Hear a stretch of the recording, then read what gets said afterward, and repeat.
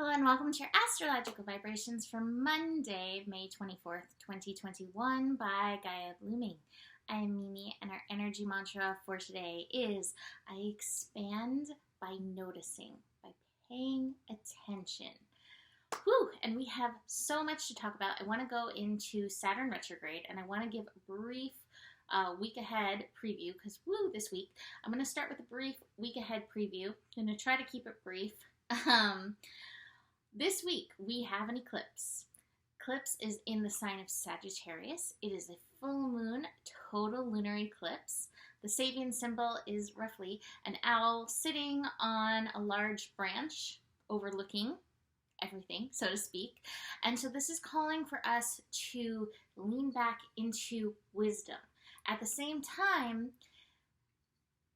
this is calling us to release beliefs that are no longer wise for our life and pay attention to the changing tides to help us tune into what is wise for our life and what is being called to be released. So that's up on Wednesday morning. And then we have Mercury going retrograde on Saturday. And this retrograde, oh my goodness, is already plaguing me today. I tried to text somebody, but they've been popping into my head a lot. And instead it said pooping. Thank you to my helper. It said you've been pooping into my mind lately. So autocorrect and Mercury retrograde are having fun together. Now, Mercury retrograde, a lot of people make a really big deal about it. It can be an inconvenience. It can be a pain in the butt. It can lead to shenanigans. It can lead to more serious things. And yet, all of these things have lessons for us. And I think that's kind of like the overview of this time is being able to dig deeper into the lessons that the universe is trying to share with us. So just keep your eyes, your ears, your senses, your spidey senses, your third eye open at this time to connect into these energies. So those are the biggest things happening this week. Pretty big shifty week ahead, especially eclipses. And just want to say that with the eclipse, we do enter the eclipse corridor. And I always say, like, it feels like the eclipse corridor, the time between the two eclipses, is the most intense time. So we are entering this intense time, and yet Gemini is like, how can we keep this light? So be prepared to laugh at the shenanigans. All right? My shenanigans over there. Creating noise. All right, so let's dig into Saturn retrograde. So Saturn went retrograde. When was it? Was it Sunday? It was the 23rd, Sunday, early in the morning. Saturn will be retrograde until October 10th, 10/10. Saturn retrograde is when we review the lessons of Saturn. Any retrograde is really a review. What it does is it takes us over degrees that we've already gone over.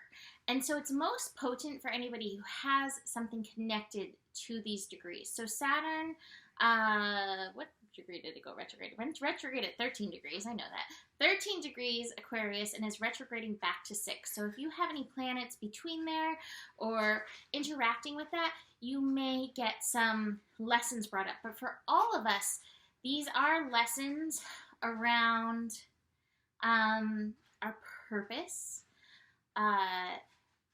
being able to elevate ourselves higher into our purpose. And I have to say that I said this to a person today, a client, friend of mine.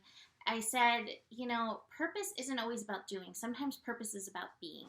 And Saturn in Aquarius especially reminds us of that our purpose is deeply vibrational in nature as well as potentially physical doing energy. But there is a vibrational nature to that. And so we really want to pay attention to the vibration. We want to pay attention to our vision.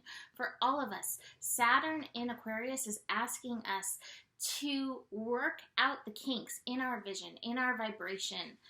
So this retrograde is giving us a chance to release that. And I think that along with these eclipses and even with this Mercury retrograde, I wish I could transmute the images that are coming up in my head. I just saw a brain in a colander with everything that no longer serves rushing out of the colander. So Mimi TV. So think of that. Releasing anything mentally that does not help, that does not serve. So, is there anything else I want to talk about Saturn retrograde? You know, I see various memes like, this is your chance to review your life and change.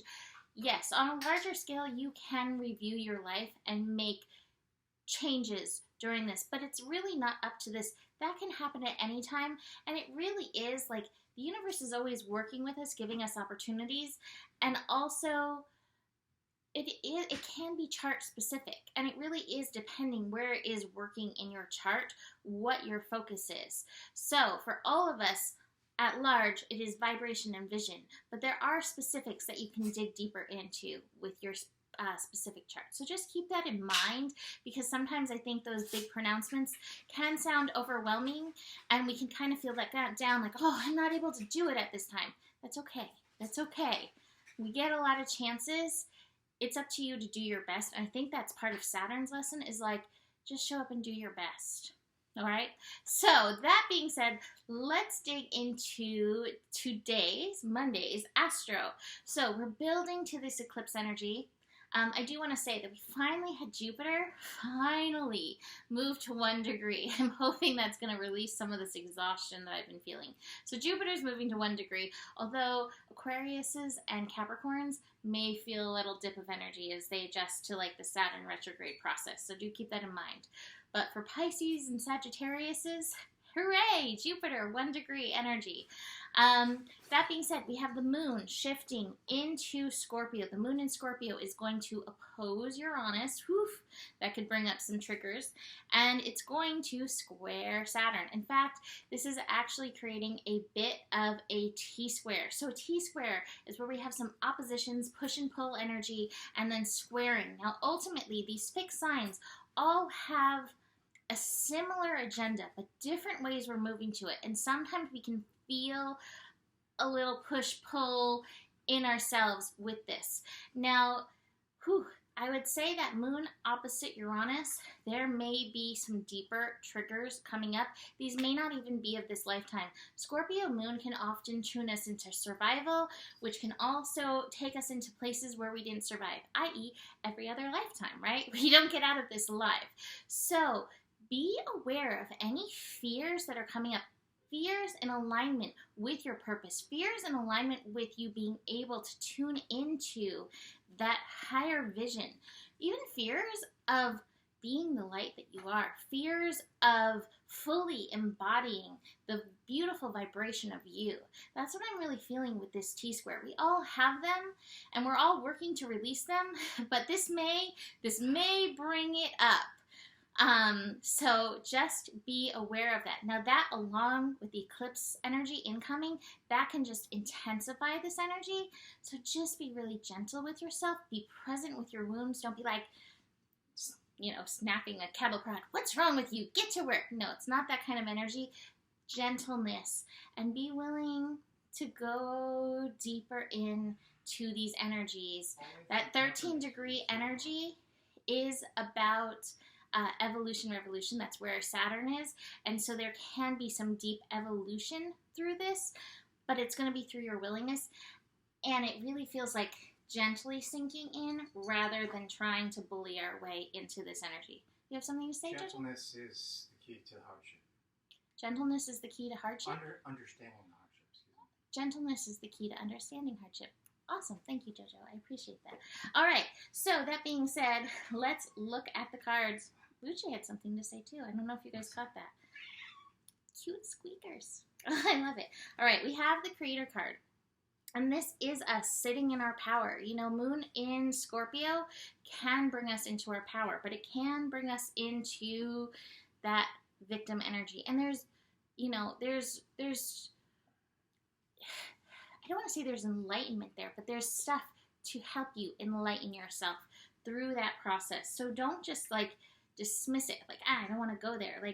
Be willing to do what you need to do for yourself in this process. I have the Compromise card, and I think that's with these energies. Work with these energies. Don't push them away. Don't push away the challenges that come with. There is so much There's so much good here for us. The ordinariness card is like, oh my gosh, there is magic, there is beauty, there are gifts for you if you are willing to go there. I do have the guidance card in reverse. So I think with that is noticing, okay, there's a few different things with this. Noticing where you're not honoring your higher guidance. Noticing where you're taking guidance for others and it's not aligning with your truth. That's part of this Gemini energy that we really want to be aware of. What's aligned with you? It's not about twinning somebody else. It's really about aligning with yourself. So you don't want to compromise when it comes to the truth of you. So we're going to leave that there. You can book a reading with me. Email me, mimiclark@gmail.com. Besides that, the better it gets, the better it gets. There's more than enough love in the world for you. You have the power, and stay curious. Namaste.